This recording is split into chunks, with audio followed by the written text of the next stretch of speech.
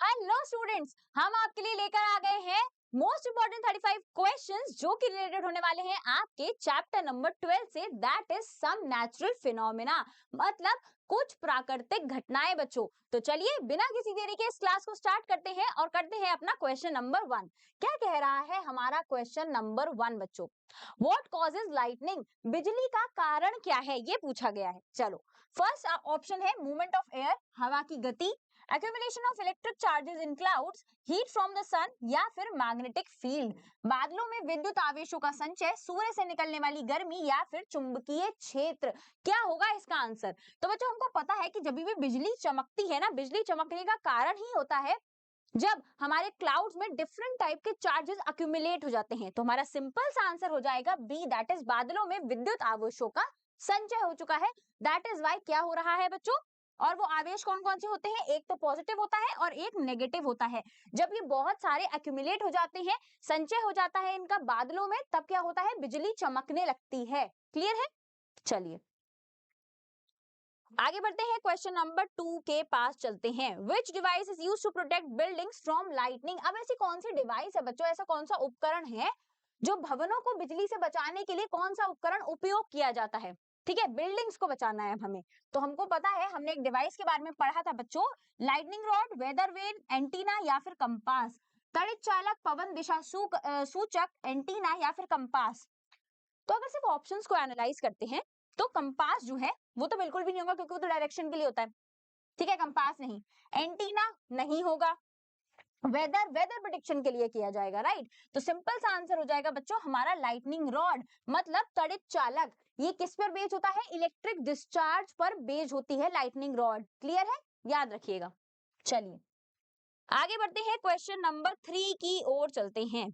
What should you do? क्या कह रहा है question 3? What should you do if you are in an open field during a thunderstorm? यदि आप तूफान के दौरान खुले मैदान में हैं तो आपको क्या करना चाहिए? क्या करना चाहिए बताओ? स्टैंड अंडर ट्री, पेड़ के नीचे खड़े रहना चाहिए ताकि थंडर स्टॉर्म के टाइम पे जब पेड़ गिरे तो हमारे सर पे गिर जाए। ठीक है, तो ये तो बिल्कुल ही नहीं हो सकता।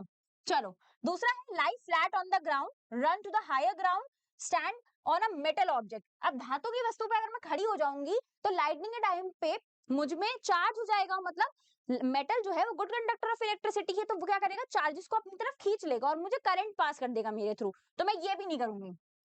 तो सिंपल है, डी तो नहीं होगा, ए भी नहीं होगा। Run to the higher ground, ऊंची जगह पर दौड़ के चली जाऊंगी। तो ऊंची जगह पर क्या खतरा होता है बच्चों? अगर मैं यहाँ खड़ी हुई हूँ तो कोई तो किसी चीज का ऊपर से गिरने का डर नहीं है। अगर मैं यहाँ खड़ी हुई हूँ तो सबसे पहले जो टॉल ट्री होगा वो मेरे सर पे ही गिरेगा ना। तो सिंपल सी बात है, हमारा सी भी नहीं होगा। लाई फ्लैट ऑन द ग्राउंड, अगर मैं मतलब लेट जाऊंगी ग्राउंड पे तो मैं मेरे बचने के चांसेस सबसे ज्यादा होंगे। क्लियर है?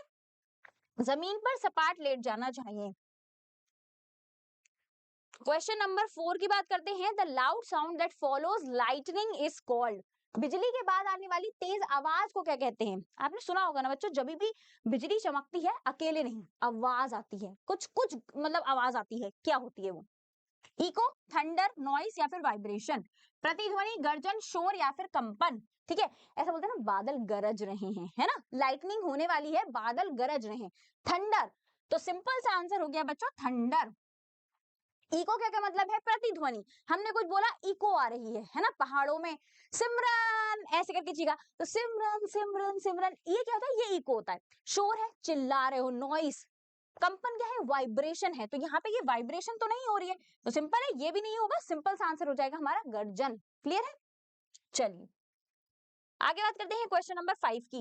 What causes an earthquake? भूकंप का कारण क्या है बच्चों? ठीक है, अर्थक्वेक का कॉज क्या है? हैवी रेनफॉल, बहुत तेज बारिश हुई तो भाई भूकंप आ गया, ऐसा कभी सुना है? नहीं, गलत है।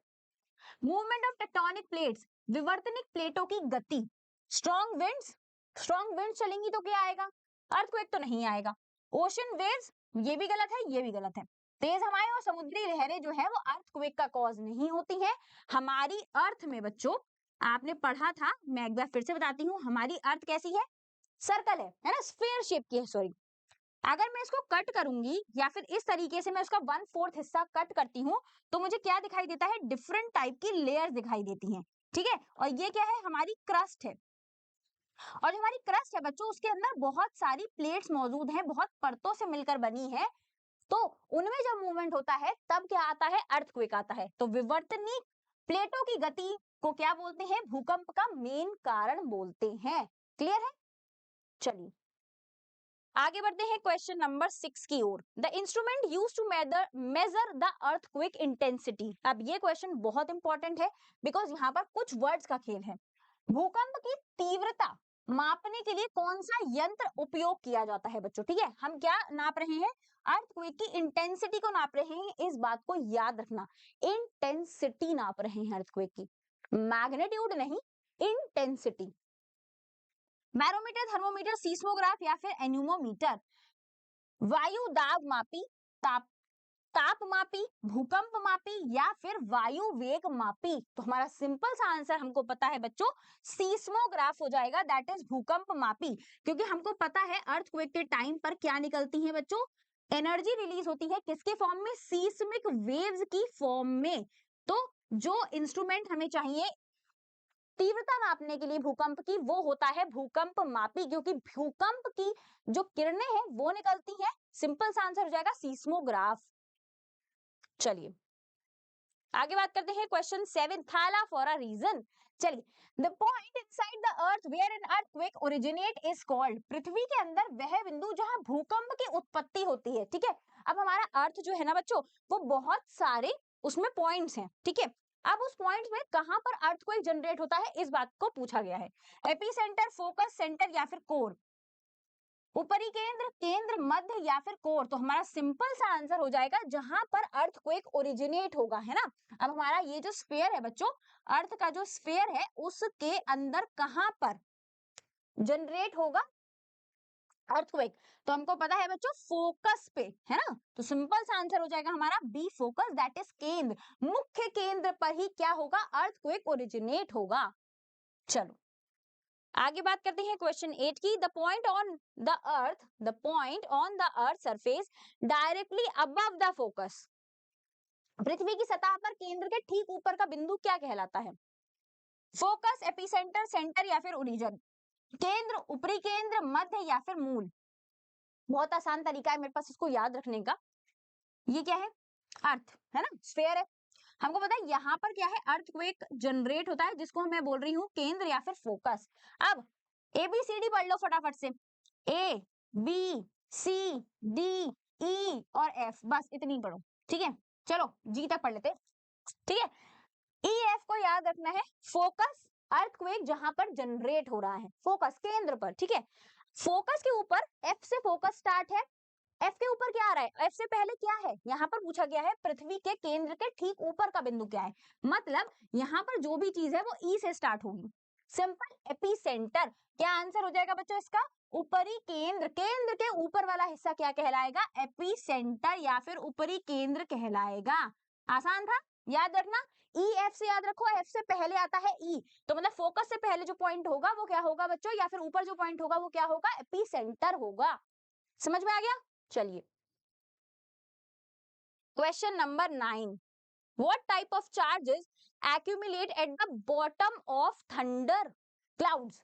तूफानी बादलों के निचले हिस्से किस प्रकार के आवेश एकत्रित हो जाते हैं। तो बच्चों जब हमने पढ़ा था ना थंडर स्टॉर्म वाला टॉपिक, थंडर लाइटनिंग वाला, तो ये देखो ये होते हैं कुछ इस तरीके से बादल। ठीक है, इधर जो है वो ग्रासेस है हमारी।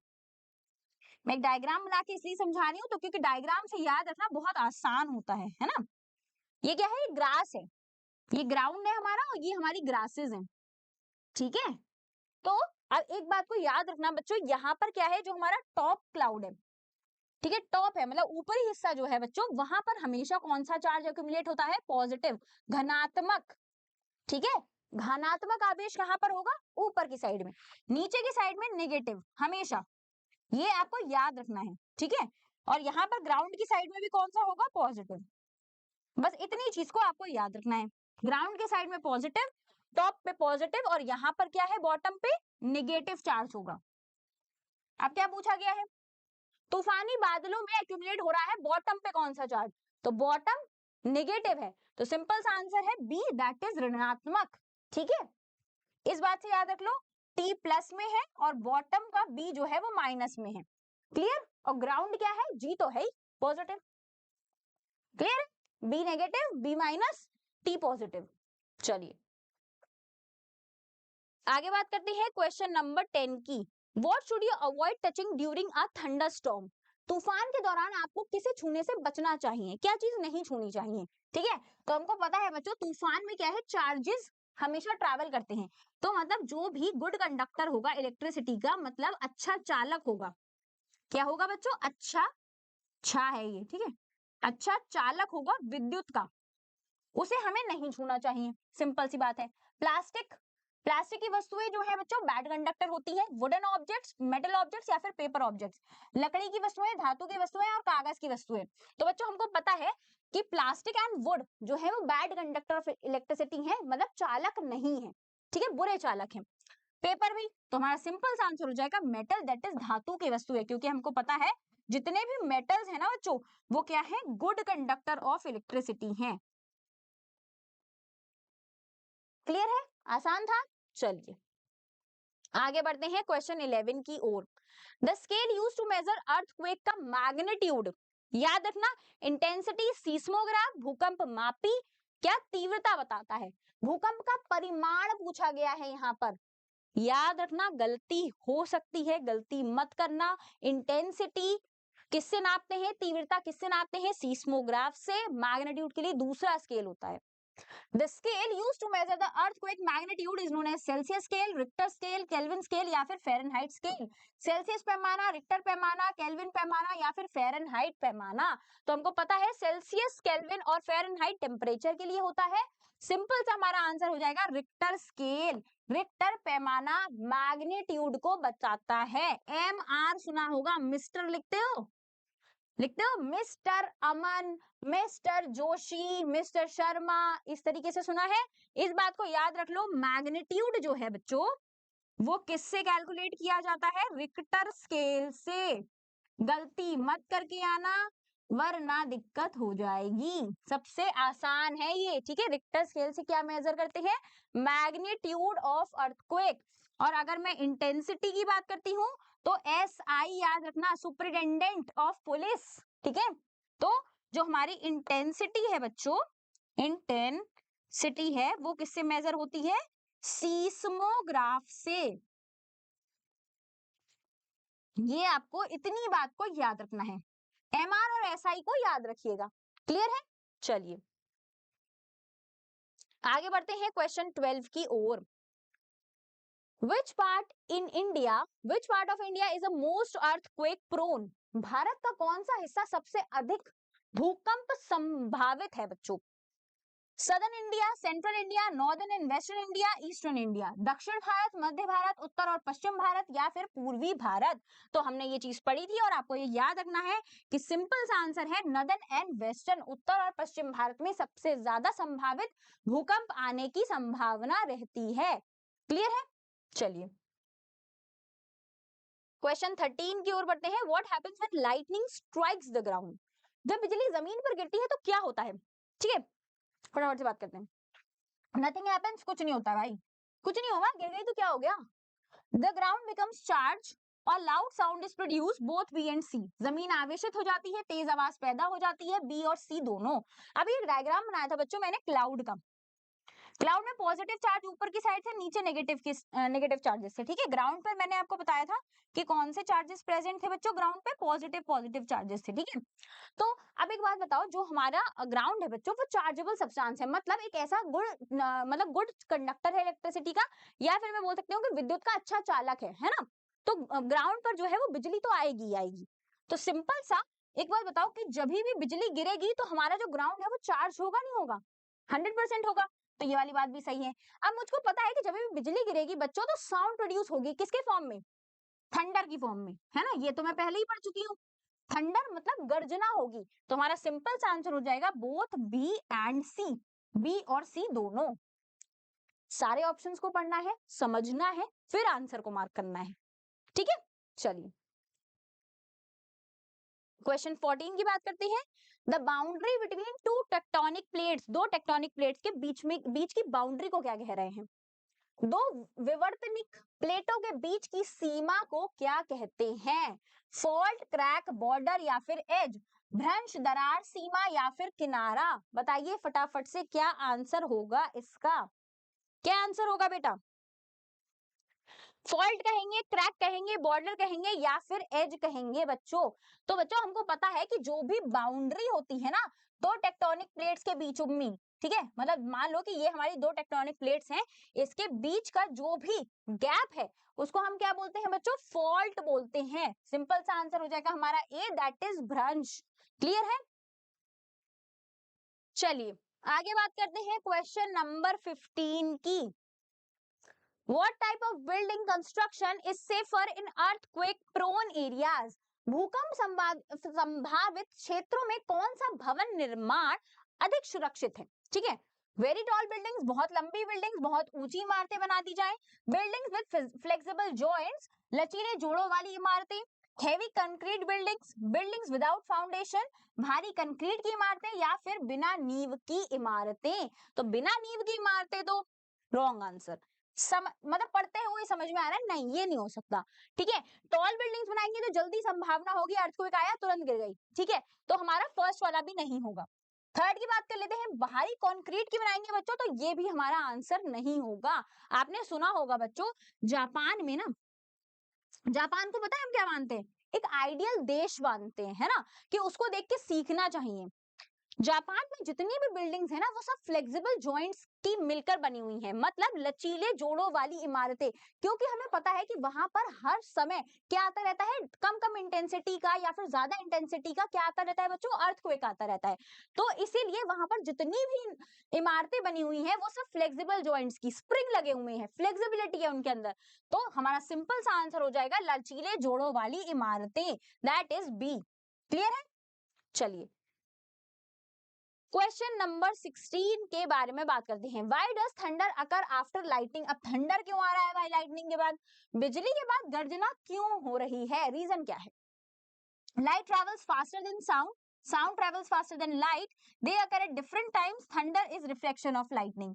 प्रकाश ध्वनि से तेज चलता है, ध्वनि प्रकाश से तेज चलती है, ये अलग समय पर होते हैं। गर्जन बिजली का प्रतिबिंब है। क्या होगा इसका आंसर? पूछा गया है थंडर जो है ना वो लाइटनिंग के बाद क्यों हो रहा है, मतलब थंडर अगर आफ्टर लाइटनिंग, पहले हमें क्या दिखाई देता है? एक जिगजैग टाइप की लाइटनिंग दिखाई देती है, फिर आवाज सुनाई देती है। तो बच्चों हमको पता है कि जो लाइट की स्पीड है ना भाई, जो गति है लाइट की फास्टेस्ट है, मतलब बड़ी ही तेज, इसलिए थंडर जो है वो बाद में दिखाई देता है और लाइटनिंग पहले दिखाई देती है। तो light travels faster than sound, simple सा आंसर हो जाएगा प्रकाश ध्वनि से तेज चलता है, इस वजह से थंडर बाद में सुनाई देता है, लाइटनिंग पहले दिखाई दे जाती है। सिंपल। चलो question number 17, the energy release during an earthquake travel in the form of, भूकंप के दौरान निकली गई ऊर्जा, ऊर्जा निकल रही है, ठीक है, एनर्जी निकलेगी, किस फॉर्म में निकलेगी? हीट की फॉर्म में, लाइट की फॉर्म में, सीस्मिक वेव्स या फिर मैग्नेटिक वेव्स, गर्मी, प्रकाश, भूकंपीय तरंगे या फिर चुंबकीय तरंगे? तो हमको पता है, हमने पढ़ लिया है बच्चों कि जो एनर्जी अर्थक्वेक के टाइम पर रिलीज होती है वो किसकी फॉर्म में होती है? सीस्मिक वेव्स की फॉर्म में। कौन से फॉर्म के, कौन सी वेव्स? सीस्मिक वेव्स, भूकंपीय तरंगे। सिंपल सा आंसर हो जाएगा भूकंपीय तरंगे। चलिए क्वेश्चन नंबर 18 की बात कर लेते हैं। Which layer of the earth do earthquake originate from? पृथ्वी की कौन सी परत से भूकंप की उत्पत्ति होती है? ठीक है, कहाँ उत्पत्ति होती है अर्थक्वेक में? हमको पता चल अर्थ में कहाँ होती है? फोकस पे, केंद्र पर, लेकिन कौन सी लेयर पर होती है? देखो बच्चों ये क्या है? हमारी फिर से अर्थ है, अर्थ को हमने इस तरीके से कट करा है। तो बच्चों जब हम इसको कट करते हैं ना तो डिफरेंट टाइप की हमको लेयर्स दिखाई देती हैं, क्योंकि हमारी अर्थ में बहुत सारी लेयर्स हैं। ठीक है, तो जो हमारी आउटर मोस्ट लेयर होती है ना बच्चों इस तरीके से, ठीक है, इसको हम क्या बोलते हैं? क्रस्ट बोलते हैं। अब इस क्रस्ट के अंदर बहुत सारी और ज्यादा लेयर्स हैं जिनको हम किस में डिवाइड कर चुके हैं? प्लेट्स में डिवाइड कर चुके हैं। ठीक है, तो ये कुछ इस तरीके से है प्लेट है। फॉर एग्जाम्पल मान लो कि एक इस तरीके से है, ठीक है, अब ये क्या है? आपस में जब भी रगड़ रही है या फिर इनका घिसावट हो रहा है एक दूसरे में, तब जो है वो हिल रही हैं, इनका मूवमेंट हो रहा है, डिस्टरबेंस हो रहा है इनके बीच में, तब जाके अर्थक्वेक ओरिजिनेट हो रहा है। तो सिंपल सी बात है कि कौन सी लेयर में आ रहा है, क्रस्ट में। तो हमारा सिंपल आंसर हो जाएगा बच्चों क्रस्ट, भूर भूपट्टी। ठीक है, चलिए क्वेश्चन नंबर 19, लाइटनिंग रॉड, जो लाइटनिंग रॉड है बच्चों, वो किस प्रिंसिपल पर काम करती है, तड़ित चालक किस सिद्धांत पर काम करता है। तड़ित चालक क्या होता है, इस तरीके से एक कंक्रीट का या फिर किसी भी चीज का हम बॉक्स बना सकते हैं। ठीक है, यहाँ से एक मेटल का वायर लगा होता है, जो वायर जो है वो सीधे कहाँ जा रहा होता है, अर्थ में जा रहा होता है, अर्थ में कह सकते हैं या फिर ग्राउंड में जा रहा होता है बच्चों। ठीक है, अर्थिंग का वायर। ठीक है, तो ये जो है ये हमारा वायर है, मतलब अगर जितना भी यहाँ पर हमारा एक्स्ट्रा डिपॉजिटेड चार्ज होगा वो सब यहाँ से निकलकर वायर के थ्रू कहाँ चला जाएगा, ग्राउंड में चला जाएगा। इलेक्ट्रिक डिस्चार्ज के प्रिंसिपल पर बेस्ड है लाइटनिंग रॉड। सिंपल सा आंसर हो जाएगा विद्युत निर्वाहन। एक्स्ट्रा चार्ज आएगा, एक्स्ट्रा इलेक्ट्रिसिटी आएगी, निर्वाहन कर देगा, डिस्चार्ज कर देगा उसका। क्लियर है, चलिए आगे बात करते हैं क्वेश्चन नंबर 20 की। Which of the following is not a safety measure during lightning? निम्नलिखित में से कौन सा बिजली के दौरान सुरक्षा उपाय नहीं है, नहीं को जरूर पढ़ लेना। Stay indoors, avoid metal objects, take shelter under trees, switch off electronic devices. घर के अंदर रहना, धातु की वस्तुओं से बचना, पेड़ों के नीचे शरण लेना या फिर इलेक्ट्रॉनिक उपकरणों को बंद करना। तो बच्चों फॉर एग्जाम्पल लाइटनिंग हो रहा है तो सबसे पहला एक तो अंदर रहो, बिल्कुल सही। ठीक है, तो ये तो नहीं होगा। अवॉइड मेटल ऑब्जेक्ट्स, ये भी नहीं होगा क्योंकि ये तो सही है ना। नेक्स्ट है स्विच ऑफ इलेक्ट्रॉनिक डिवाइसेस, तो ये भी नहीं होगा। लेकिन अगर मैं शेल्टर ले लूंगी ट्रीज के नीचे तो गिरने की संभावना बहुत ज्यादा है, ट्रीज की मुझे नुकसान पहुंच सकता है। सिंपल सा आंसर हो जाएगा हमारा C, that is take shelter under trees, जो है वो एक ऑप्शन नहीं होगा ड्यूरिंग द थंडरस्टॉर्म। चलिए आगे बात करते हैं क्वेश्चन नंबर 21 की। What happens to the upper part of clouds during the thunderstorm formation? तूफान बनाने के दौरान बादलों के ऊपरी हिस्से को क्या हो जाता है, क्या हो जाता है? becomes negatively charged, become positively charged, remains neutral, lose all charges। ऋणात्मक आवेशित हो जाते हैं, धनात्मक हो जाते हैं, उदासीन रहता है या फिर सारे आवेश खो देता है। देख के उदासीन तो नहीं हो रहा है ना, सारे आवेश खो देता है, बिल्कुल नहीं, पॉजिटिव नेगेटिव रहते हैं। अब फटाफट से याद कर लो वही कॉन्सेप्ट, टी प्लस में जा रहा है। ठीक है, और बी तो है ही माइनस, बी गंदा है, बी माइनस। हमें पता है क्या होता है बच्चों, जो हमारे अपर पार्ट है ना, टॉप वाला पोर्शन है, वो क्या हो जाता है, पॉजिटिवली चार्ज रहता है, मतलब धनात्मक रहता है। ठीक है, चलिए अपर और टॉप एक ही होता है, बॉटम ठीक है नीचे का पोर्शन है। क्वेश्चन 22 की बात कर लेते हैं। What charge does the ground have during a thunderstorm? फटाफट से बता दो आप, फटाफट, सबको आंसर आता होगा ये तो, बिल्कुल आप लोग आंसर्स दे भी रहे होगे। तूफान के दौरान जमीन पर कौन सा आवेश होता है? तो हमको पता है बच्चों, जी जो है, गौरी मैम से याद रखना, जी जो है वो हमेशा पॉजिटिव है। ठीक है, तो हमें पता है पॉजिटिवली चार्ज हो जाता है हमारा ग्राउंड, मतलब धनात्मक आवेश आएगा उसमें। ठीक है, चलो आगे बात करते हैं क्वेश्चन 23 की। Lightning is more likely to strike, बिजली किस पर गिरने की अधिक संभावना है इनमें से? Tall object, short object, round object या फिर स्क्वायर ऑब्जेक्ट? ऊंची वस्तुएं, छोटी वस्तुएं, गोला वस्तुएं, चौकोर वस्तुएं? आ जाओ, क्या है, लंबा, शॉर्ट, गोल और स्क्वायर की तो कोई बात ही नहीं है। ठीक है, शेप पर डिपेंड नहीं करता कभी भी। टॉल एंड शॉर्ट की बात कर लेते हैं, ये टॉल है, ये शॉर्ट है। ठीक है, अब बिजली यहाँ कड़क रही है, ये क्या है, हमारा आसमान है, आसमान से सबसे ज्यादा क्या डिस्टेंस, कितना, इसके पास इतना डिस्टेंस रह गया, इसके पास इतना डिस्टेंस है। सबसे पहले अगर गिरेगी तो किस पे गिरेगी, टॉलर ऑब्जेक्ट्स पे। सिंपल सी बात है, टॉल ऑब्जेक्ट्स पे सबसे ज्यादा चांसेस होते हैं बिजली के गिरने के। ठीक है, चलिए आगे बात करते हैं क्वेश्चन नंबर 24 की। What is the main component of the lightning rod? तड़ित चालक का मुख्य घटक क्या है बच्चों? ठीक है, अब तड़ित चालक है इलेक्ट्रिकल, किस पर बेस्ड है बच्चों, इलेक्ट्रिक डिस्चार्ज पर बेस्ड है ना, यही तो उसका प्रिंसिपल था, मतलब विद्युत का निर्वाहन कर लेगा। ठीक है, अब विद्युत का निर्वाहन करेगा तो उसको क्या चाहिए, एक अच्छा चालक चाहिए। मैंने बोला था ना कि उसको वायर चाहिए होता है ना, वायर के थ्रू क्या करेगा, इलेक्ट्रिसिटी को डिस्चार्ज कर देगा। क्या होना चाहिए, कोई भी एक अच्छा चालक होना चाहिए। चलिए what happens when positive and negative charges meet in clouds? जब बादलों में धनात्मक और ऋणात्मक आवेश मिलते हैं तो क्या होता है? मिलन हो रहा है पॉजिटिव और नेगेटिव चार्जेस का, तो क्या होगा बच्चों? Thunder is produce, lightning occurs, rain started, wind increases. गर्जन पैदा होती है, बिजली चमकती है, बारिश शुरू हो जाती है या फिर हवा तेज हो जाती है। तो हमको पता है बच्चों कि ये जो है वो हमारे क्लाउड हैं, जिसमें हमेशा ही धनात्मक चार्जेस जो है वो प्रेजेंट रहते हैं, लाइक पॉजिटिव और नेगेटिव, हमेशा ही। लेकिन इनका डिपोजिशन स्टार्ट होने लगता है थोड़े थोड़े टाइम के बाद। ठीक है, तो ये पॉजिटिव है, ये पॉजिटिव, ये पॉजिटिव, ये पॉजिटिव, ये पॉजिटिव, ये पॉजिटिव, ये भी पॉजिटिव, ये भी, इस तरीके से।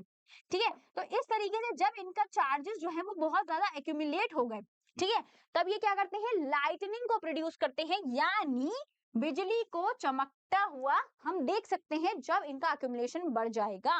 सिंपल सा आंसर है, लाइटनिंग अकर होगी। क्वेश्चन 26 की बात करते हैं, which of the following conduct electricity and should be avoided during the thunderstorm? निम्नलिखित में से कौन सा विद्युत का चालन करता है और तूफान में हमें इसे इस्तेमाल नहीं करना चाहिए? Rubber, plastic, would, water. Rubber, plastic, पानी या फिर लकड़ी? चलो फटाफट से बात कर लेते हैं, कौन है इसमें से गुड कंडक्टर, मतलब विद्युत का चालक कौन है? तो हमको पता है रबर, प्लास्टिक और लकड़ी क्या है? बैड कंडक्टर है, इंसुलेटर है, हम इसको यूज नहीं कर सकते। ठीक है, वाटर, पानी में करंट आ जाता है, पता है, सुना होगा ना, पानी में करंट आ गया एकदम, कभी कभी टैप खोली, पानी में हाथ लगाया, ओहो करंट, सबने देखा होगा ना। तो बच्चों वाटर जो होता है वो विद्युत का अच्छा चालक है, इस वजह से पानी को नहीं छूना चाहिए, पानी से भैया दूर रहो। ठीक है, चलो आगे बात करते हैं क्वेश्चन 27 की। What causes the crackling sound when you remove a woollen sweater? ऊनी स्वेटर उतारते समय चटकने की आवाज क्यों आती है? कभी देखा है?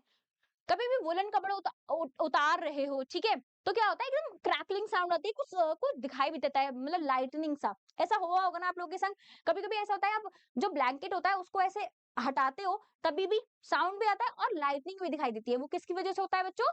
वो होता है स्टैटिक विद्युत की वजह से, स्टैटिक इलेक्ट्रिसिटी की वजह से। ठीक है, सिंपल सा आंसर हो जाएगा हमारा। इसलिए हमको क्या दिखाई देती है? एक तो साउंड, क्रैकल साउंड आती है, उसके साथ साथ थोड़ा बहुत लाइट आती है, क्योंकि इलेक्ट्रिसिटी है वो। ठीक है, सिंपल हो जाएगा आंसर, स्थैतिक विद्युत की वजह से। 28 की बात करते हैं, how are earthquake resistant buildings design? भूकंप प्रतिरोधी इमारतें कैसे डिजाइन की जाती हैं? रिजिड बनाया जाता है उनको, बहुत कठोर बनाई जाएंगी कि भाई नहीं हिलेंगी। Made very heavy, made flexible with strong foundation, made very tall, बहुत भारी बनाई जाती है, मजबूत नींव के साथ, लचीली बनाई जाती है, बहुत ऊंची बनाई जाती हैं। इस बात को याद रखना, जापान में जितनी भी बिल्डिंग्स है ना बच्चों, उनके नीचे थोड़े बहुत ना स्प्रिंग टाइप के लगे हुए हैं, मतलब उनको इतने फाउंडेशन के साथ बनाया गया है, इतने मजबूत फाउंडेशन के साथ, कि उनके पास क्या लगे हुए हैं बच्चों? स्प्रिंग लगे हुए हैं नीचे, ताकि वो फ्लेक्सिबिलिटी दिखाएं, मतलब कुछ इस तरीके से हो जाती है बट कभी भी गिरती नहीं है, क्योंकि उनको डिजाइन ही उस तरीके से किया गया है। तो हमेशा हमको फ्लेक्सिबल बिल्डिंग्स बनानी चाहिए विद मजबूत नींव या फिर स्ट्रॉन्ग फाउंडेशन। तो सिंपल सा आंसर है सी। चलिए आगे बात करते हैं क्वेश्चन 29 की। लाइटिंग इज बेसिकली, बिजली मूल रूप में क्या है बच्चों? A huge electric spark, fire from cloud, hot air या फिर मैग्नेटिक डिस्चार्ज? एक विशाल विद्युत स्पार्क, बादलों से निकलने वाली आग, गर्म हवा या फिर चुंबकीय निर्वाहन? तो बच्चों मैग्नेटिक निर्वाहन का तो यहाँ कोई काम ही नहीं है, गर्म हवा भी नहीं है, सिंपल, दो तो गलत हो गए। ह्यूज इलेक्ट्रिक स्पार्क है या फिर फायर फ्रॉम क्लाउड्स है? तो बच्चों लाइटनिंग जो है ना, लाइट का या फिर एनर्जी का एक फॉर्म हो सकता है, इलेक्ट्रिसिटी का एक फॉर्म हो सकता है, लेकिन कभी भी फायर नहीं है, आग नहीं लग रही है। ठीक है, आग जो है वो नहीं लग रही है, ये गलत है। तो सिंपल सा आंसर हो जाएगा हमारा ह्यूज इलेक्ट्रिक स्पार्क, एक विशाल विद्युत चिंगारी है, स्पार्क है। ठीक है, स्पार्क को हम क्या बोल सकते हैं बच्चों? चिंगारी भी बोल सकते हैं। यहां मैं लिख देती हूँ। ठीक है, चलिए आगे बात करते हैं क्वेश्चन नंबर 30 की। Which factor does not affect earthquake damage? कौन सा कारक भूकंप की क्षति को प्रभावित नहीं करता है? डिस्टेंस फ्रॉम द एपिसेंटर, ऊपरी केंद्र से दूरी मैटर करेगी, टाइप ऑफ सॉइल मैटर करेगा, टाइम ऑफ डे या फिर बिल्डिंग कंस्ट्रक्शन, भवन निर्माण, दिन का समय? तो बच्चों सिंपल सा हमारा आंसर हो जाएगा टाइम ऑफ डे, मतलब समय के परे है अर्थक्वेक, है ना। अर्थक्वेक कभी भी आ सकता है, दिन में आ सकता है, रात में आ सकता है, तो टाइम डिपेंडेंसी नहीं है उसके अंदर। क्लियर है? चलिए आगे बात करते हैं क्वेश्चन नंबर 31 की। What should be included in an earthquake emergency kit में क्या क्या चीजें इंक्लूडेड होनी चाहिए? भूकंप आपातकालीन किट में क्या शामिल होना चाहिए? Water and non-perishable foods, first aid supplies, flashing and battery radio, all of the above. पानी और ना खराब होने वाला भोजन, प्राथमिक चिकित्सा सामग्री, टॉर्च और बैटरी रेडियो या फिर उपरोक्त सभी। तो बच्चों पानी तो होना ही चाहिए, साथ में ना खराब होने वाला खाना, क्योंकि हमें नहीं पता कि कब हम घर वापस जा पाएंगे। फर्स्ट एड की सप्लाईज होनी चाहिए, प्राथमिक चिकित्सा सामग्री होनी चाहिए, flash light and battery radio होना चाहिए, क्योंकि हो सकता है कि लाइट वाइट भी चला जाए। तो सिंपल सा आंसर हो जाएगा डी, दैट इज उपरोक्त सभी, ऑल ऑफ द अबव। आगे बात करते हैं क्वेश्चन 32 की। What creates the electric discharge in your body during dry weather? शुष्क मौसम में आपके शरीर में विद्युत आवेश कैसे पैदा हो सकता है? तो बच्चों ईटिंग सर्टेन फूड्स नहीं, फ्रिक्शन, सोलर रेडिएशन या फिर अर्थ मैग्नेटिक फील्ड। तो हमको पता है हमारा सिंपल सा आंसर हो जाएगा बच्चों friction with in the clothing. जैसे ही रगड़ लगेगी वैसे ही इलेक्ट्रिसिटी प्रोड्यूस होगी और क्या होगा, हमारे शरीर में विद्युत आवेश जो है वो पैदा हो जाएगा, कपड़ों और सतहों के बीच में घर्षण। क्वेश्चन 33 की बात करते हैं। Which of the following can cause electric shocks? विद्युत के झटके कौन दे सकता है इनमें से? Dry wood, rubber shoes, plastic comb, wet hands touching the electrical items. सूखी लकड़ी, रबड़ के जूते, गीले हाथों से विद्युत वस्तुओं को छूना या फिर प्लास्टिक की कंघी। तो बच्चों हमको पता है वुड, शूज, रबड़ के और प्लास्टिक कॉम जो है वो बैड कंडक्टर है, लेकिन जो हमारे गीले हाथ है ना, अगर हम आइटम्स को छू लेंगे इलेक्ट्रिकल डिवाइसेस को तो हमें करंट आ सकता है, बिकॉज हमारी बॉडी भी गुड कंडक्टर है और वाटर भी गुड कंडक्टर है। तो सिंपल सा आंसर हो जाएगा सी। 34 की बात कर लेते हैं। What should